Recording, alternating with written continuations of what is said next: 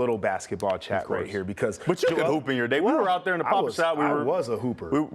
They don't want to see us. You know. They don't want to see us. This is a different conversation for a different day. Joel Embiid scored 39 points last night. We got Anthony Davis dropped 30 and 22. And we know Nikola Jokic is out here averaging a triple-double. So everybody's healthy in this equation. Which big man are you taking? Who's the best?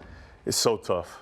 It's so tough because the capabilities of Anthony Davis, Embiid as a ball handler, he can pass it, doesn't lean on that as much as Jokic, but he puts that thing in the cup, man. He can shoot from three. He can take it to the rack. He can give you a step-back crossover. He can do everything you need. So as far as points, rebounds, assists, Embiid is first in points, but Jokic just fills up the stat sheet. He's 20th in points, 24.4, but he's third and fourth in rebounds and assists. And I think just what the team needs is the issue, right? For Jokic, he needs his team needs him to do a lot more, similar to LeBron, right? He's not really called on to be a scorer, but we've seen him put the ball in the cup as well. He's like that guy at the YMCA who he's a little overweight and doesn't look like he can hoop, but somehow he can shoot, he can pass, he can do all the things, except he's 7 foot. It's the guy who hits the bank shot. And then in the last 5 games, we've seen what AD is capable of. Right.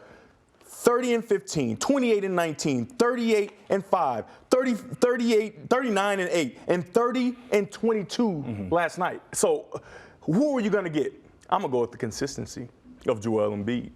I love his game. He's dominant. He's nearly unstoppable at that size with that footwork, and he's found a way to stay a little bit more healthy than he had before. So I have to go with Embiid, even though Jokic and AD as of late has been outstanding. It's going to be a boring segment because I'm going with Embiid as well. As you should. And to me right now, as you start to break down this stretch, and this is no shade to any of these other guys because they're all playing out of their mind. And what AD is showing me with the absence of LeBron James is something that I think we all want to see consistently. I know we take health out of the equation for this question, but as you start to really look at the body of work, you can't do that with AD. But Joel Embiid is the most dominant player in basketball right now. He's averaging 33 plus a game this season. He's got 22, 35 point games this year. It's a ridiculous number. You start to look at some of the other stats. He's 6th in the NBA in blocks, so you know he's getting after it on the defensive end, and you can see it with the fight in his eyes and his will to when he's got a big chip on his shoulder. He's also 9th in total rebounds. You talked about the rebounding of Jokic, and he does everything, but Embiid is out there doing it all too. And so he's the guy that I would roll with. And I think that there's been a lot of discourse about Jokic winning another MVP, and he would totally be deserving, but Joel Embiid is taking that personally right now, and I think you're seeing it really come through in his play. But I want to give you these stats real quick just to kind of solidify this case. So Embiid's teams are 5-2 against Jokic's teams in their careers. Embiid's teams are 6-1 against Davis's teams in their careers. So to summarize, Joel Embiid 11-3 in his career against AD and Jokic. This is a guy that when it comes to the head-to-head, and you got to determine which one of those guys you want on your team to secure the win, Joel Embiid is going to get you that. And I think that has to be the deciding factor in all of this. These are all nice players, 100%. But if we're talking about the guy that I want my foxhole when it's time to win a basketball game, you know who I'm going with. All right, talk about a foxhole guy, and you got a lot of strong opinions. I have a question for you. When you talk about the most dominant players, it's Shaq and Wilt.